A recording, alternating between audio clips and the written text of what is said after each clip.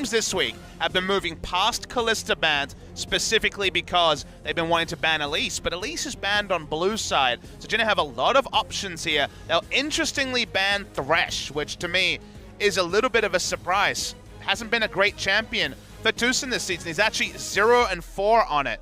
Recently, Rakan priority was supposed to be so much higher, but my indication here is not about Tucson's win rate on Thresh, it's giving away Kalista Thresh as a duo that they don't want to do and they don't want to pick it themselves. The AD carry selected should be not a surprise to anyone. Not at all. So the Xayah does make it through. So they will pick this up to go into the Kalista. We saw a lot of people trying the Tristana Alistar bot lane to try to counter, but wasn't coming up with the most success. But for now, Jin Air going to be keeping things rather standard as the Gragas comes through yet again. Rumble Rakan would be the most standard thing ever on blue side. And that's why it's going to happen. Yeah, there you go. Good call. Well, the Rumble's been almost permanently banned. It is a true flex pick. Spirit's already played 2 games of Rumble, and you have to feel like Marin's giving him a lot of latitude. Letting a team with Marin on it have Rumble go to someone else for 2 games is always a surprise, but if you remember, Afreeca have always been very creative about their drafting. They love drafting 2 junglers in the first round of the draft just to deny away picks and also have the ability to flex pick. This Morgana does not represent a flex pick. It's going to be support Morgana, which is becoming more and more common recently into Rakan. But against the Rumble, there is already going to be AoE magic damage to be able to DPS through the to the Black Shield that largely we are seeing the Morgana selected for. And so we're going to have to wait and see if there's going to be double magic damage from Afreeca and really be able to burn through that and reduce the value of the support Morgana. Into the second round of bans here. Orianna taken off the board first and foremost by Jin Air. Don't want that in the hands of Kuro. Could also see something like the Galio. Never mind. They'll just ban it away themselves. Something like the Talia perhaps. Banned out here by Jin Air. Kuro's recent performances have been largely Corki only. He's already played 9 games of Corki and 6 of them in the most recent sets. I haven't been a huge fan of it, but he's got a lot of freedom here to pick whatever he wants. They have a Rumble selected already, so physical damage laners become a bit more possible. Player ban you mentioned does come through anyway. I think they're happy for Corki to go to Afreeca, even though Kuzan and Kuro have largely been playing Corki exclusively in recent weeks. Final ban for the Afreeca Freecs. Potential top laner.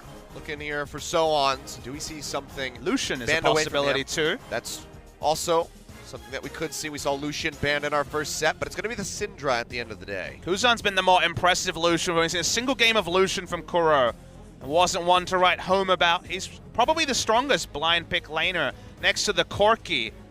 I guess they feel like denying Corki from Kuro is more important, going the more power pick, and Lucian does lane well into the Corki as well, but they make the last second change. They go for the Karma.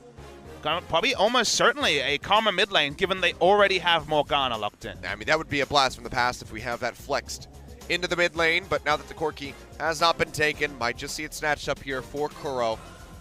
This will be his 10th game on it. It does feel almost like Jin Air are giving Afreeca Corki after taking the Karma, potentially with a strategy of just playing around the Corki lane, because now tether into the body slam could mean his end in mid lane. So they already flashed the Corki, give it over to Kuro. He accepts it anyway, and he's got some MVPs on this pick, but so far Jin Air seem to be happy with the draft they've assorted. We're waiting to get the confirmation of what Marin and Spirit will be playing.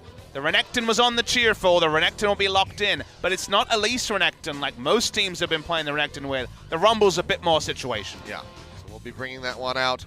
Now, what do we see from the top lane? Seems like the Gragas will be the jungler, as the Gnar is just going to come through for So-On.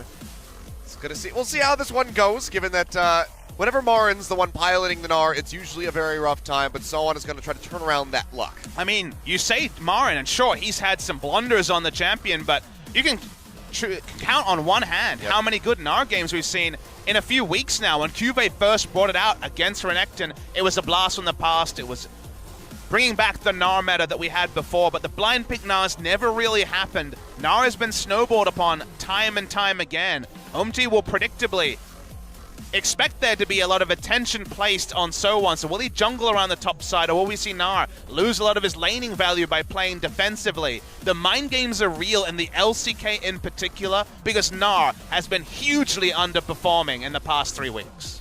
See how So1 can handle this one. Here for the side of Jin Air, want to start things off with that victory so that they can try to move that momentum into a Game 2 victory, come up with a 2-0, and net themselves that 5th place spot. 4th game on the Gnar here for So1, so has been played recently by him, but needs to have a standout performance if he's going to take down Marin and the Afreeca Freecs. Gnar is coming off a 10-game losing streak before Marin played it a few days ago. It is going to be at 25% win rate. It can work, but will it work here in such an important game? All right, well, this is going to be a stressful one here for both of these teams. Want to go ahead and punch that ticket into the 5th place match, into the wild card against SK Telecom to try to climb the gauntlet. Let's go ahead and jump onto Summoner's Rift for game number 1.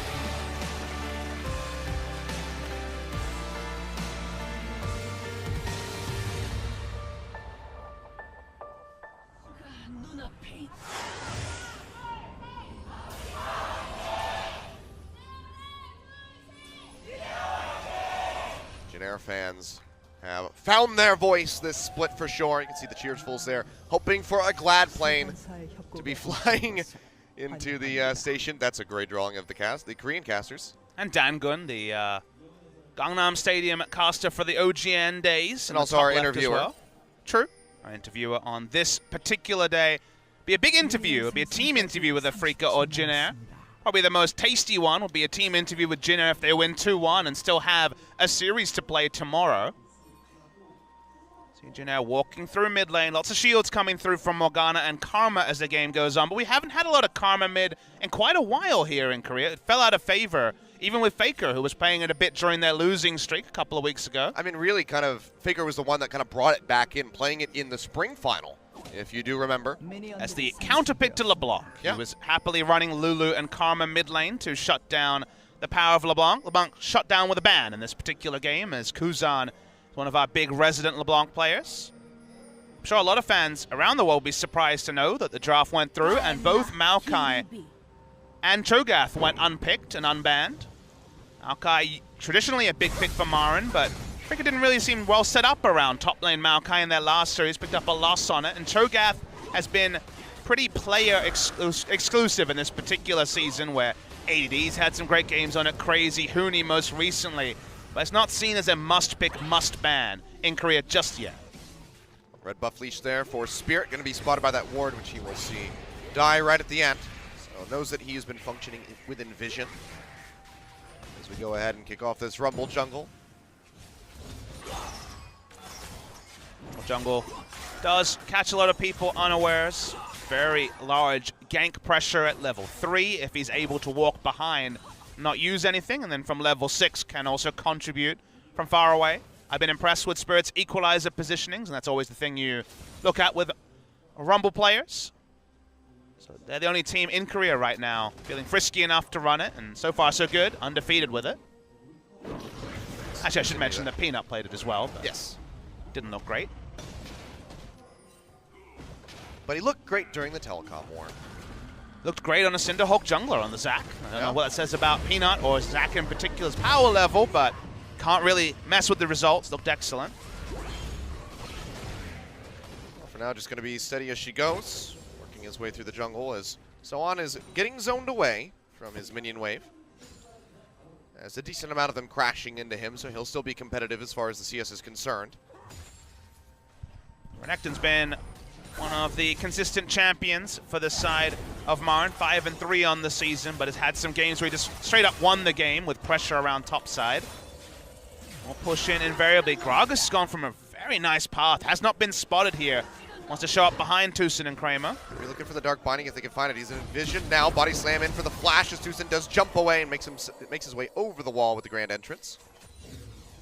Target selection always difficult in a Kalista lane. You want to go for Kalista, but because of where they were standing in lane, no free binding coming through for the Morgana. They have to turn onto Rakan. Flashes away, but also has the grand entrance to open up space, so no first blood to snowball bot side. Is that an inadvertent one? Nope. Okay. We had Tucson play Nunu support. And there was definitely some puns in that game, but so much here. Big story for the side of Afreeca is how strong they are with 1 to 2 items.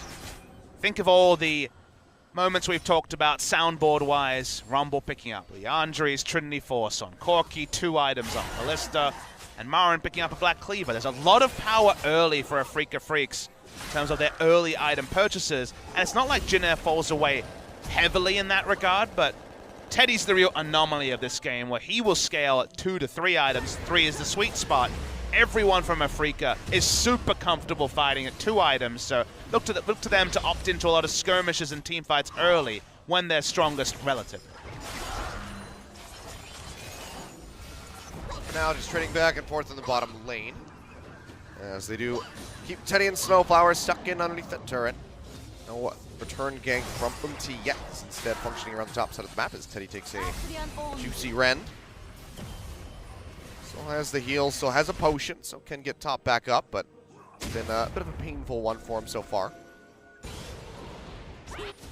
He puts up a control ward and to try and help out the Renekton as much as possible by shutting him down. Nara's been wailing away on an island for the majority of the past couple of weeks and punished because of it. Spirit's around mid lane now. Kuzan popping the shield on himself, but he's very low on mana, and this could be a rough situation. Flash in for the rocket. First one not going to connect, and now they have MT waiting in the brush, but a ward comes down. So just one final shot, and that's about all they're going to get. So flash for flash. Getting flash for flash when you're ganking a Corki lane pre-6 already. A little bit of a win. No CC to speak of after the Harpoon went wide. Speaking of CC. Grand entrance coming through as Teddy gets popped out. The Black Shield just a bit too late to stop that CC from coming through, and Kramer gets a couple spears in there. And Teddy and Snowflower are just getting pretty heavily punished at the moment, but they're still keeping up in CS, so not being fully denied. So in a decent enough spot, but the trades very much are going the way of Kramer and Tucson. That does mean that because they're getting pushed in, Tucson can push down some vision, try to spot Gragas, who we know about to take the Rift Scuttler in the middle of the map. Afreeca being able to push in is definitely preferential for them, and lane control in a Rakan lane is a pretty uncommon thing, so you'll take it if you're Afreeca Freecs. That's the Dark Binding you needed a gank ago. Oh well, First Blood still not coming through. I think she's going to be nice and tight-knit from the CS. I mean, killing people is pretty hard this game when you consider how many escapes, Callista, Fate's Call, double shields from the mid lane and support of the enemy team. And it's Karma versus Corki mid lane. You couldn't get much safer than the two that have been locked in. So for now, we're expecting it to be a pretty extended laning phase. Maybe Spirit will get a bit more frisky when he hits level 6. Or maybe we just get one of those classic Jin Air games that goes on forever. Classic over the course of their lifetime, certainly, but not as much this season. Sure, they had the famous Yasuo game from So On. That was a long one. I may or may not have said some colorful things in that particular match. But largely it's been the early game cleanup. I can't repeat these things. You should go back and watch the VOD kill, yes? I will. It's immortalized forever. I'll find it and I'll tweet it out so everybody can see it. There was a YouTube highlight of it that had 32,000 views. I felt very sheepish. But loved, certainly loved. That's what I was going for there. People love when you're explicit. No content warning on the stream either. To them, it's out of character, but I know you personally.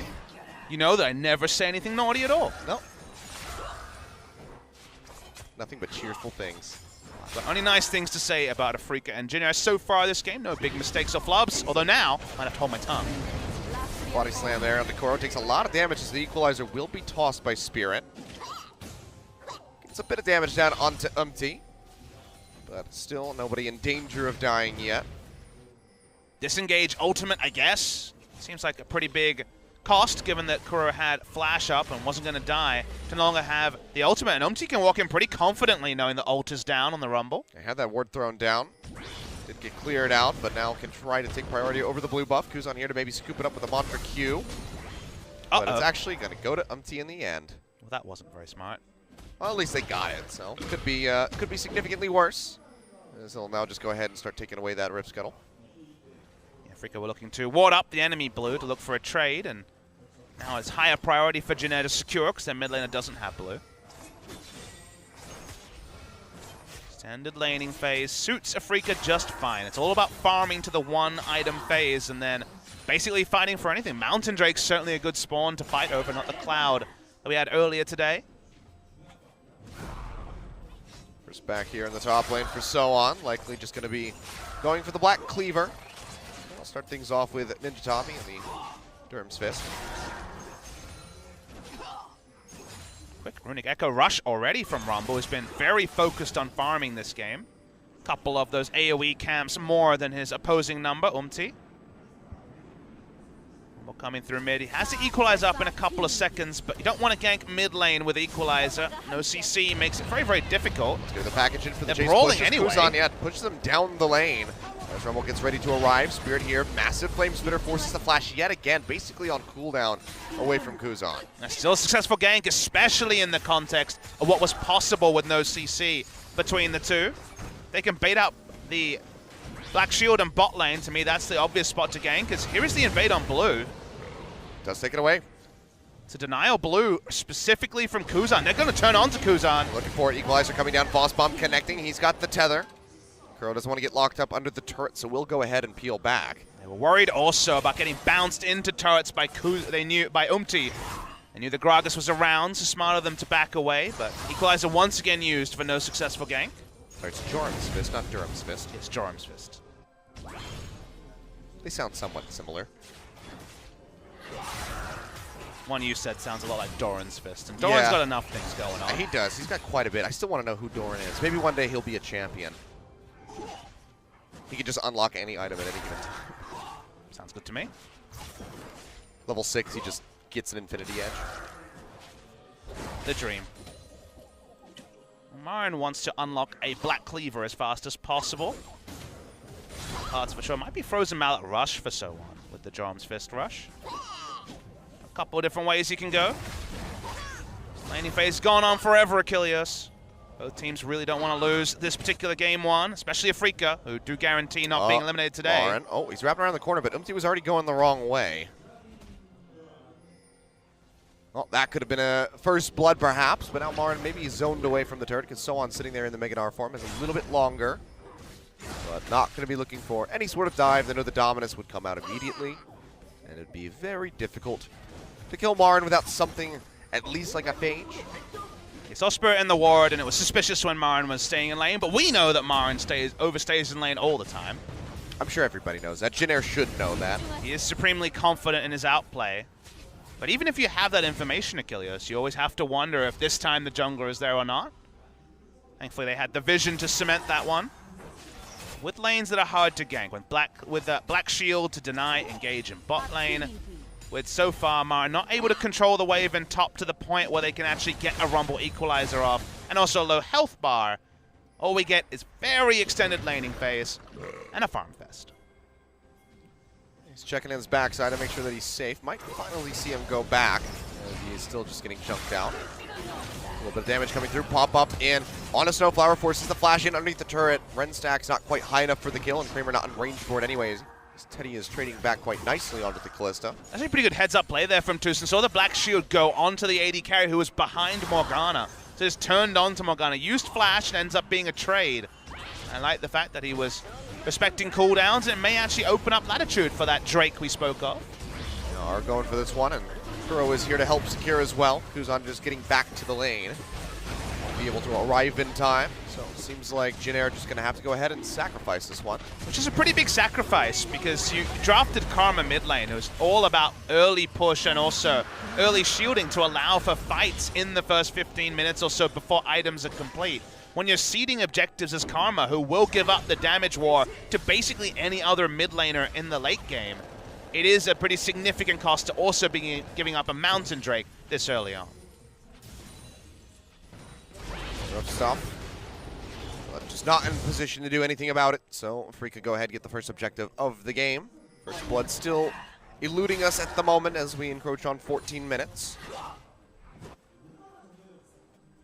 Just slow and steady. Just how I like my League of Legends. What are you doing over there, Achilles? That was a pretty intense yawn. I'm gonna take a nap. All right, you take a nap. I'll wake you up when something exciting happens, about 20 minutes from now. So far, so good on the Afreeca Freecs side. They got the first Drake, the first items we spoke about, getting in there. Black Cleaver one on the next purchase. Trinity Force on the way from Kuro. Not quite a Haunting Guys yet from Rumble. We know that's coming. Zan took this Karma with full knowledge that Kuro would be running the Corki into it. And so far, hasn't necessarily convinced us it was the right way to go.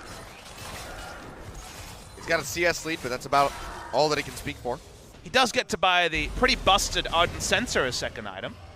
True. There was a great post on the subreddit today about how basically a level 9 Janna gives you 4,500 gold worth of stat when you have Ardent Sensor and 5 points in your Eye of the Storm shield. That's a lot of gold. Sorry, my fake yawn made me have to do the actual yawn. It just crept up on me there.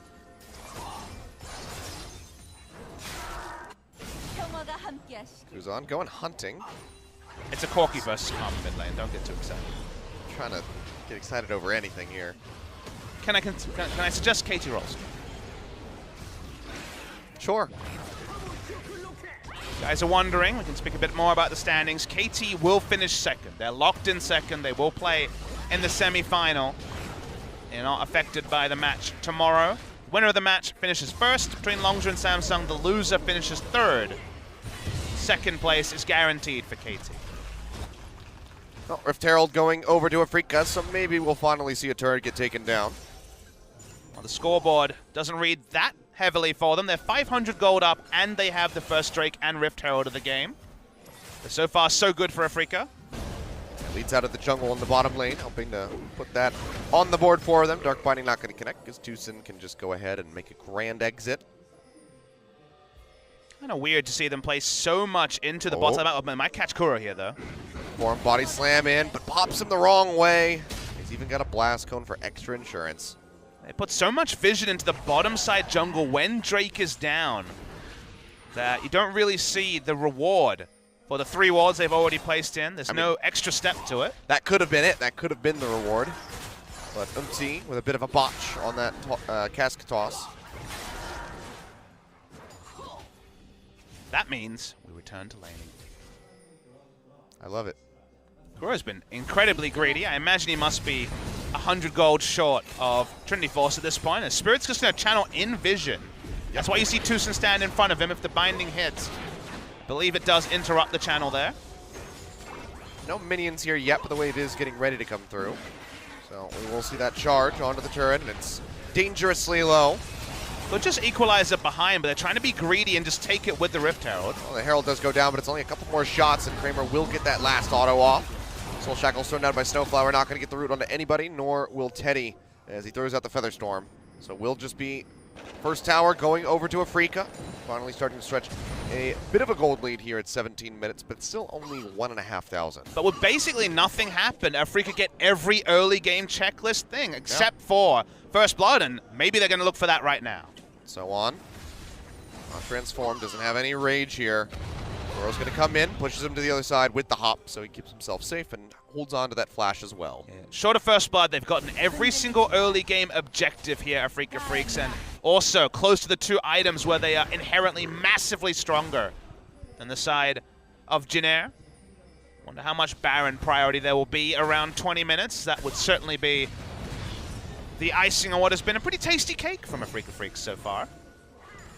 It's been a lot more measured than some of their recent games where they've kind of gone big or gone home. Well, it's one of those ones where like the icing is good, but the actual cake is not it's not very moist. It's not that tasty. What sort of cake would you level that at? The surface level is okay, but then the overall is like, eh.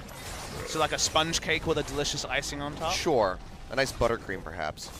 I don't know if I've ever had a buttercream cake. That sounds very American. It's definitely not something you can find in Korea. But yes, it is American, because it's very fattening. What are you implying, Achilles? I don't know. I don't know anything.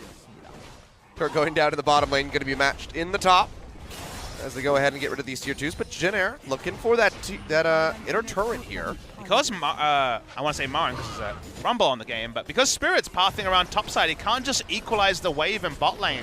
Marin doesn't have any range damage, so this is going to give up a second turret. Basically for free here. Yeah, so actually good move there by Jinair in response. There is a bit of damage going through onto this top lane turret, but a bit is perhaps a minion strong. wave. A tad.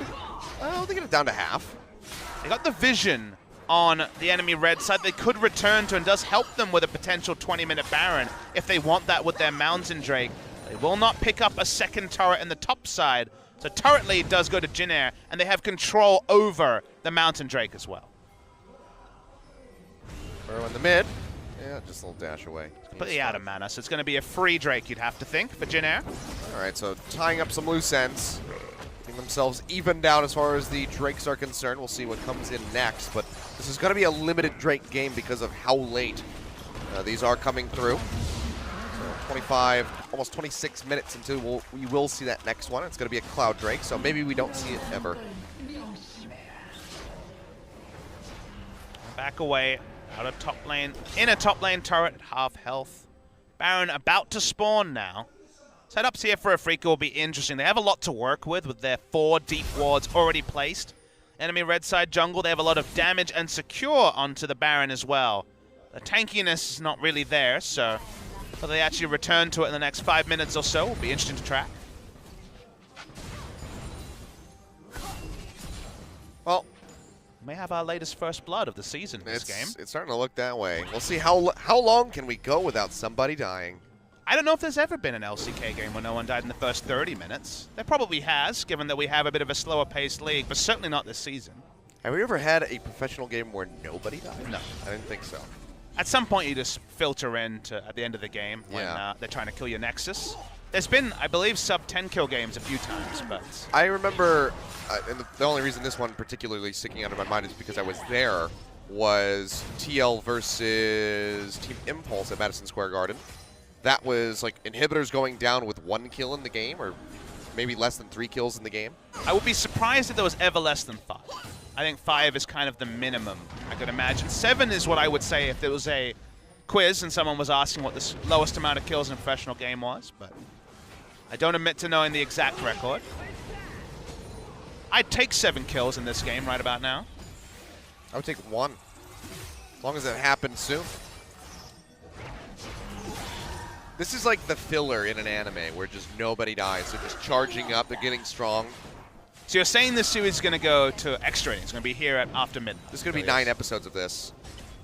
A remake? And then they'll finally be powered up. We could have remakes. It could go for 9 episodes. Well, then they have to fight, and then that also goes for another like 4 or 5 episodes. See, I never watched these sort of animes, so I don't have the context of the famous Dragon Ball Z powering up arcs.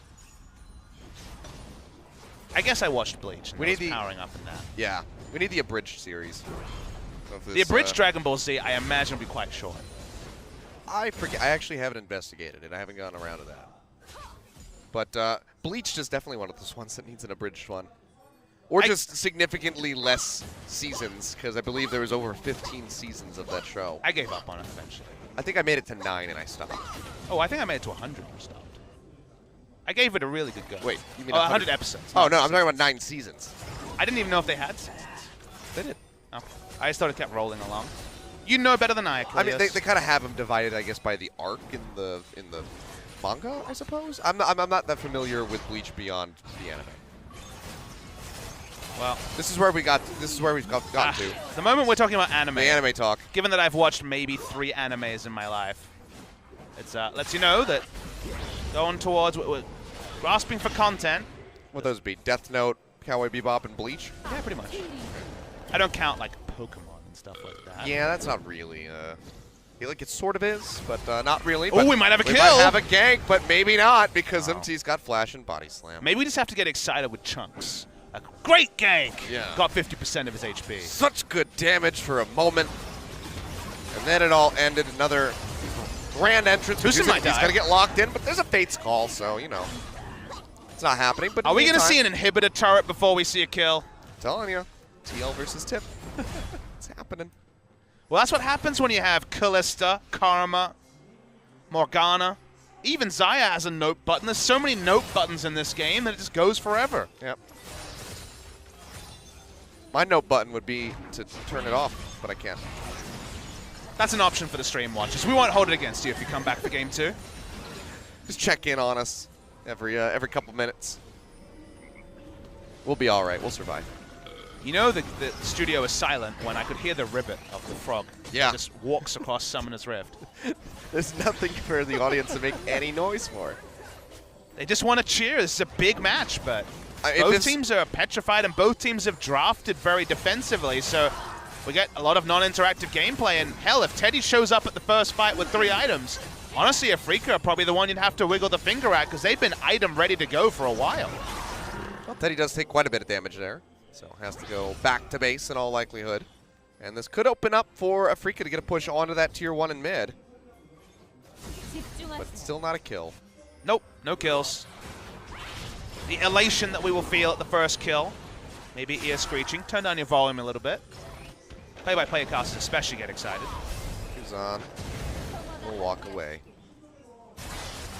We're at the point where Afreeca, relative to Jin Air's comp, doesn't get any stronger. They have great item spikes on everyone. The Leandries we spoke about is done for the Rumble. 2 items also on the Corki. Afreeca want to make something happen. Again, not a trivial feat against a Jin Air team with Karma and Morgana. But this is the time when they're strongest. So with the objectives spawning in 30 seconds and with Baron Vision enacted, I think this is the time to go. They have 5 damn control wards around Baron.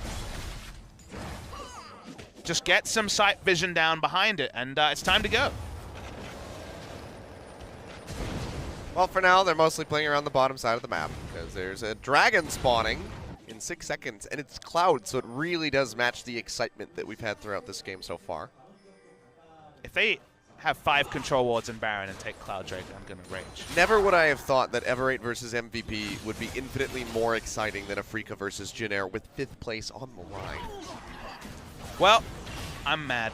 They have 5 control wards on Baron, and they're doing a draft. Yep. Well, they've lost all those control wards now for a Cloud Drake. That's pretty cool. See, if this was like NALCS, or maybe even EU, the audience would be cheering for ward kills at this point. Maybe we should just cheer for ward kills. All right, we can try it out. All right, we'll just go for the golf claps around our mics. Yeah. Fans will love this. Turn down your volume just in case. Oh, is it going to be a ward kill? No, not yet. Is it going to be Tucson looking for an engage, Oh, only, keep it on only the to be screen. denied SF by on the another screen. black shield? Ooh, maybe. It wasn't on the screen, so I don't know if we're supposed to clap or not. I don't know. It's like we can't really confirm whether or not it is or it is not. Kind of like how I feel right now, casting this game. Am I alive? Am I dead? Is this hell? I don't know. Maybe it's purgatory. Teddy going for a bit of damage there onto Kramer, but doesn't find much overall. But this might just finally be the pinch. Equalizer coming down as Marin dashes in. They're underneath the turret as the Dark Binding connects. Soul Shackles through as well from Snowflower. Explosive Cast going to pin Marin into the wall, but so far, no one has died. Nope. So on, looking for the transformation. He will finally have it, but that's about it. On the upside, both teams have sick wave clear, so the turret probably won't die either. That was like the most debated fight ever. Oh, this game. We're going for 30, though. I'm getting excited now, because now we're going to start hitting records. If we can get to 40 minutes with no kill, that has to be the first game ever. Yeah, you know, I do have to believe you on that one and agree with you. Imagine the alternative not believing me. The Great Depression that you would have. Don't stop believing in Papa Smithy. Don't think it was Journey's original intention, but it's quite apt at the moment. It's the sort of update I can get behind. That update, I don't mind. The new Italian Job movie, that was an update I couldn't get behind. You know, I actually never watched it. I watched it. It wasn't a bad movie, but its existence offended me. Sure. I mean, it's like, why are you remaking it? It's like, why are they doing a new Jumanji movie? I don't know. When they go into the game rather than the game coming into the world. Also, I heard it wasn't a board game. It's not. It's like a video game that they find in their like high school basement or something. If you consider where we were in 1990, whatever, 5, 6, and now, like, isn't it kind of weird that you could have the same illusion as a board game 20 years ago and a video game now? Like, is that saying the age of video games, that we can kind of have the same analogy of rusty old video game? But I think that like having the board game feeds into the intrigue of the kids. Like, what is this? Like, I've never played a board game before. Let's open this up, and then all of a sudden, just stuff goes wild. You know, To be fair, the original game wasn't set in 1990s. I think it was set in the 1950s or something. That's when I think Robin Williams got trapped, and then he comes out years later. That's the whole what year is it thing. That's true. They were playing a board game years ago. I think it was like in the 90s or maybe even late. I forget, actually. You know what? You know, you might have time here, Achilles. Or maybe not. Well, a package is coming through. Sohan's pretty tanky, but he does lose out on the Meganar. Is kiting back, he's low. but he's going low. Can they get it? But the shield from Kuzan might just say no. But Kuro, he goes down. First blood over to Jin Air. And my God, we were just 40 seconds shy of the 30-minute mark. 29-20, first kill of the game. It's Kuro as well with no teleport up. Maybe Jin Air will also crash a turret. That'd be exciting. Be looking for it, but now just hovering around. Fate's call is drawn out here by Kramer, but doesn't really find the opening, so we'll just be burning the CD for no real reason. Could equalize the wave here if they really wanted to. They're trying to walk up, but we could see more initiation from Jin Air. They're firing away. So far, equalizer not been thrown out, relying really heavily on Kuro here with the rockets. As the turret will still fall. And you can hear the audience going wild. They're ecstatic. We finally got some crap going on. I almost said something else. Stuff? Yes, exactly. I mean, we are getting to the point, Achilles, where Teddy got to free farm an Infinity Edge 3-item build before any action at all happened. But we're trying to make up for it with sick action now. All right, here we go. Yeah, 30-minute on the Baron. Is he going to walk over, throws down the barrel? They have no idea until now. He sees it now. But that's with the recall already from Morgana. Nara doesn't have teleport. Okay, Afreeca do back away. But that was probably the time where they could consider rushing it down. They just peel away immediately. 1995 is when Jumanji came out. I said 95, 96. Something around there. You might have said 95. Around the same time as The Lion King. I was 3 when that movie came out. I was 8. I still have it somewhere on VHS. Not that most of the people in the chat probably know what a VHS is. No, they know what a VHS is. They may never have owned one. That's true. When I start talking about using a cassette player, that's when we're really aging. Or a Walkman. I had a Walkman phone, actually. A Walkman phone? Yeah, they brought back the Walkman name for Sony phones for a little bit. Oh, I would just imagine like a phone that had a cassette player. No. Sony Ericsson just wanted to use the Walkman name because obviously it was pretty identifiable. Okay. It just meant it had an MP3 player. Gotcha. Well, that makes much more sense than having a phone that you could slide a cassette inside. But now I kind of want a phone that I could slide a cassette inside. Sure. You listen to all your classic Black Sabbath and AC/DC tracks. I had a Michael Jackson cassette as well. Probably. I like that the OGN Legion doesn't know if I'm like 30 or 45 or 100 years old. Like, Papa Smithy is infinite. I like being like time cannot restrain him. Well, you know, like when you're really young. Oh, I'm to hold the point. Well, that's going to be Tucson going in for the fight. Equalizer thrown down, but Jin Air able to move off of it with the help of the shields. He will be forced to flash, and the TPs will get canceled. We waited for our summoners to be out before fighting. Yeah, we're back to 20 minutes ago. So the Rockets do quite a bit of damage here on the Snowflower. They do. This game is doing damage to my psyche with all the almost action. It's basically debated the game. Yep. But when it comes to my age, the fun thing, you know, when you're dealing with kids and their idea of how old their parents are is like infinite age, right? Because they're so much older relative. Their concept of time is kind of limited. Sure. I like being that to the OGN Legion, where they know I'm generally older, but how much older they're not 100% certain. Have we never said it? We've got to hold our tongues in that one. Okay, we'll keep that one under wraps. I have no shame. I'm 19. No. 12, by the way? Yeah, 12, by the way. If we weren't memeing, we'd be crying. So. 25 in September. Oh. Coming up shortly. Just about a month away from my birthday. Time to update your eSportspedia page. Yeah, if I have one. Well, someone wants to hit level 18 before another kill happens. That's the tacit agreement that's come here.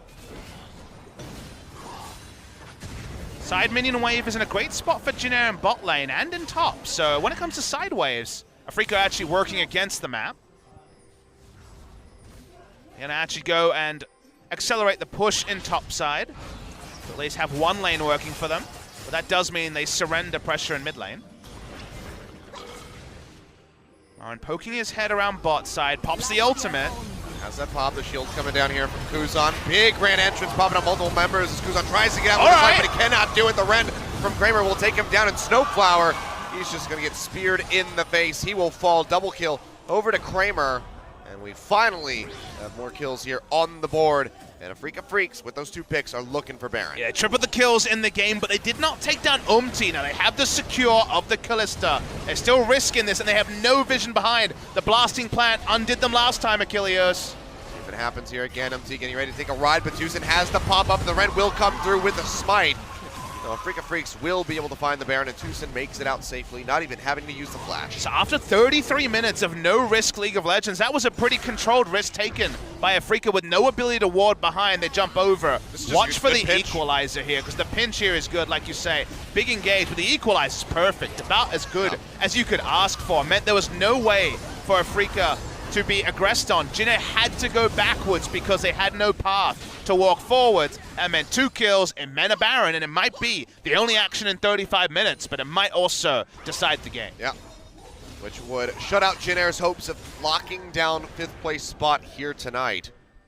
Afreeca Freecs, despite the Baron moving through, still have only about a 2.3 thousand gold lead, but they're going to look to open that up a little bit more with this Baron buff to get rid of these turrets. Top lane's already been weakened. First, they want to get this outer in mid. Yeah, a lot of standing gold. Spirit is not using his equalizer like we've seen a lot of rumbles to zone people off of turrets.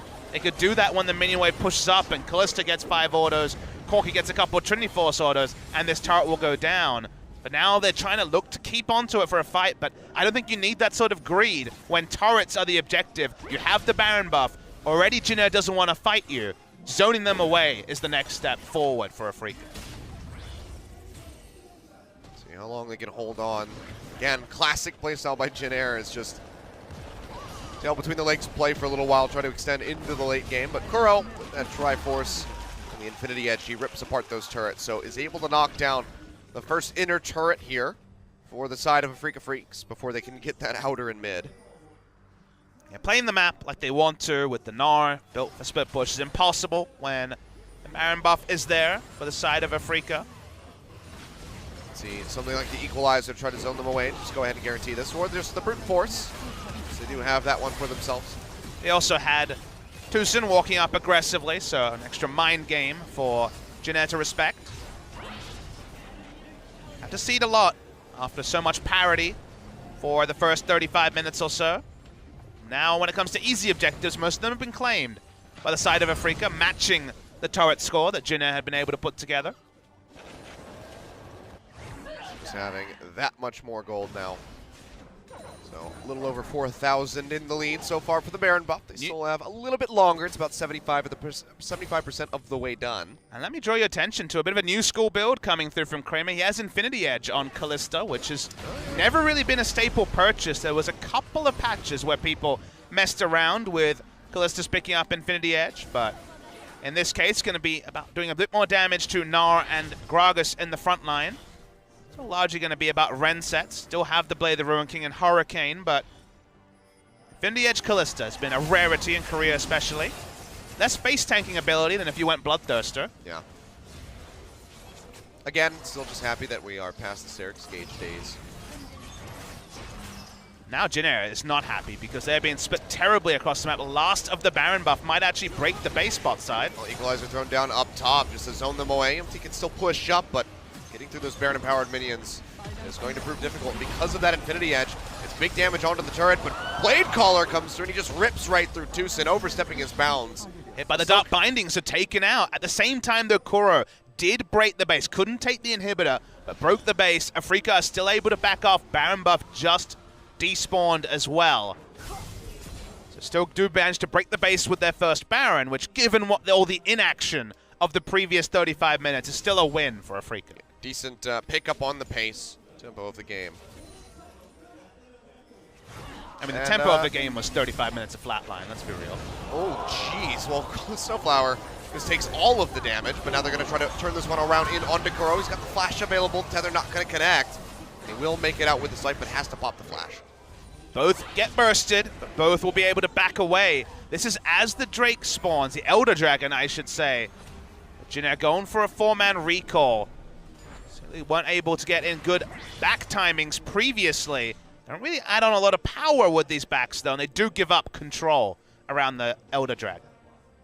2 buffs each. Mountain Drake on both teams. Everybody going to be vying for this one. Afreeca, you'd have to expect that if they can get that second buff, follow up from the Baron that just expired recently, they might be able to close it out or at least knock down those inhibitors. Seeing a bit of experience versus inexperience here in terms of items. If you notice, Jin have a lot of members with long swords, cloth armors in their inventory and not control wards. Not like Afreeca is bursting with controls, but they have more. Yeah. That could mean so much. They already have the vision advantage and more control wards, which means setup for Jin is so much harder. They're kind of at the whim here of the side of Afreeca, because when it comes to actually holding exclusive vision in area, it's almost impossible because they only have 1 control ward to move around. I believe they had about 4 down on the map there for a moment. Now moving them around, so still do quite a many few. And Jin have none and the ability to put down 1. So that means a gank brush and nothing else. In fact, that's the brush. Yeah, that's what they just got. used it. So they pick up 2 wards, but in the meantime, the Elder Dragon is going down, and the Rend is going to be there. So now, double buff going over to the side of Afreeca. Teleport. TP used by Soan as well. Had the Rage Bar built up, was looking for the fight, but now Marin sees the opening, dashes in, looking for Teddy. The Black Shield will deny the stun in the meantime. Losing into the back line, knocks up 2 as he dashes away to keep himself alive. As Marin chases in, looking for Umpty, taking the Gragas rather low, but the shields are there from Kuzan. They're trying to keep him alive. Massive Gnarl, but pushing them back up the lane. Teddy is going to find the first kill as he gets rid of Kramer, as he gets rid of Kuzan, looking for a little bit more, and all of a sudden, Jin are right smack back into the middle of this game. Teddy will take a ton of damage here from Kuro, who chases in, who does get the kill to answer the Xayah.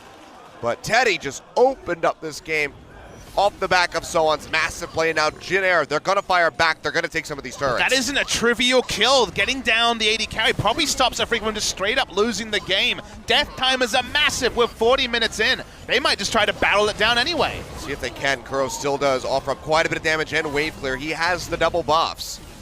Will be doing true damage. I mean, just look at the hits in onto Kuzan. And Jin have to run for the hills, but Kuro, he's going to go for it. Soan trying to leap in for him. Doesn't have the stun. Will have the wallop, throws down the barrel to try to, the fist to try to slow him up there, and Kuro will die. So big overstep by him. You can see he's got a grin on his face. But in the meantime, the minions here in the bottom lane pushing in for the inhibitor. So that was too much aggression from Kuro, but you see why he was trying to go. He was trying to look tasty while a massive group minion wave was pushing in the bot side. Too tasty though, he was walloped during the channel of his special delivery and was stunned on the back end, so wasn't able to move around as much as he expected. It looked Mickey-esque, but I understand why he was doing it and when he was doing it, and noticed that Jin got 4 kills and couldn't break the base. But now Kuro is dead for the next 30 seconds, and the Baron has respawned. Jin are already moving over towards this side of the map as a team. Kuro has the TP, but at worst, Jin could try to bait this and at least get the teleport away from the Corki. They definitely can't rush down the Baron, you'd think. They're going to try it. Renekton can come back and teleport, but we don't see the Baron HP. We don't know how healthy it is. Teddy does have a lot of damage to offer up, but it's already fallen down below half, and Kramer hasn't been able to get any Ren stacks in, so it seems like this is just going to be Baron going over to Jin, who now has his second lease on life. Boulder comes through. Gets a slow up onto Tucson, but he's got the dash away. Strange decision-making from Afreeca. If they had walked up and contested instead of teleporting back in with Marin, they wouldn't have been able to rush it down. 20 seconds. When you require much more to actually take a Baron 5v4, was a decision made by Afreeca, and it might be one that cost them, because now Jin with 3 waves, is pushing in with Baron buff. But is this going to be enough to get them a lead in the game, into a comfortable spot where they can try to take this one out? Teddy pushing forward fearlessly, just rips right through Kuro and Tucson. Wave expired, waiting for the other one to go ahead and knock down this final inner turret.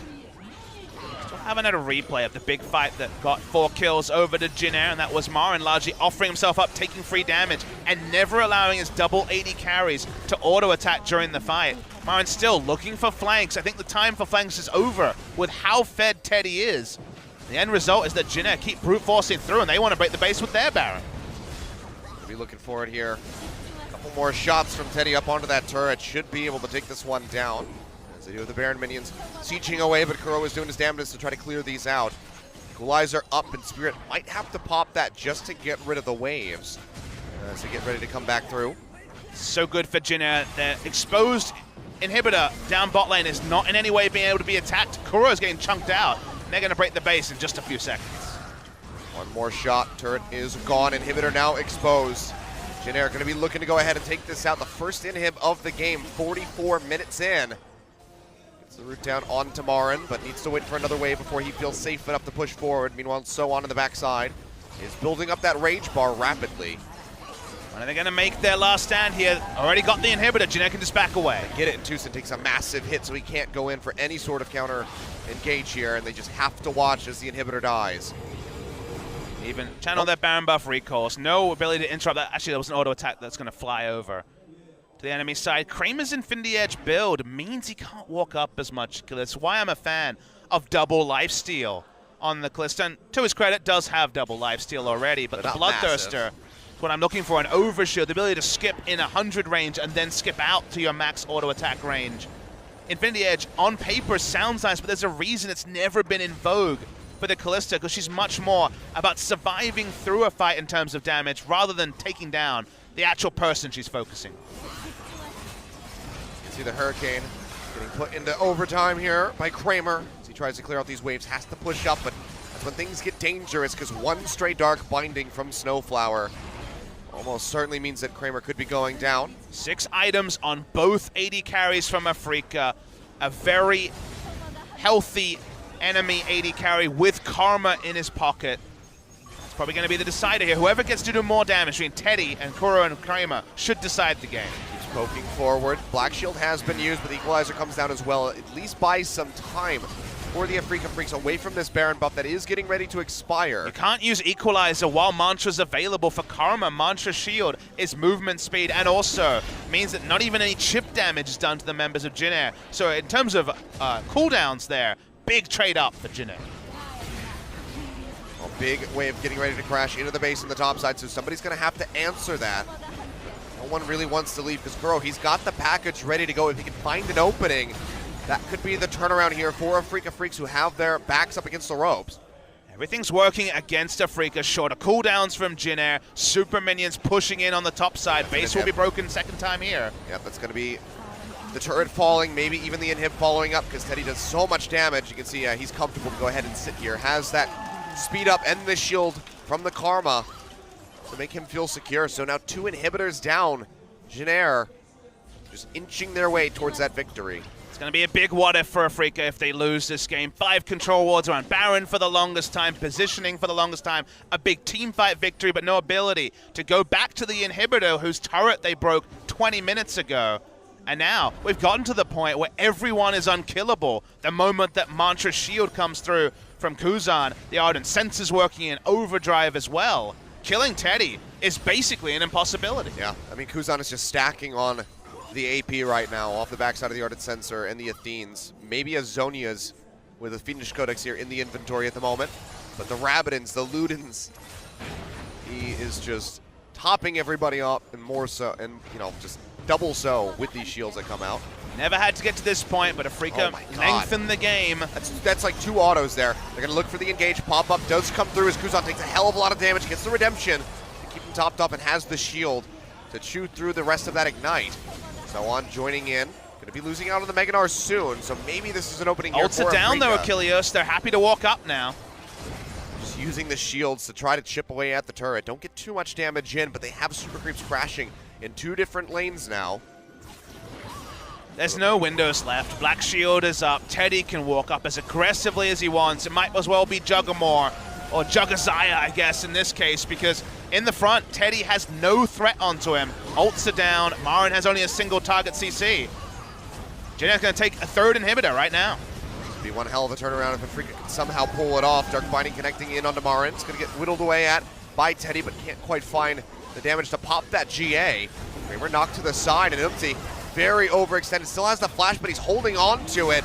Red Stacks will come through, flashes at the last second, and barely stays alive.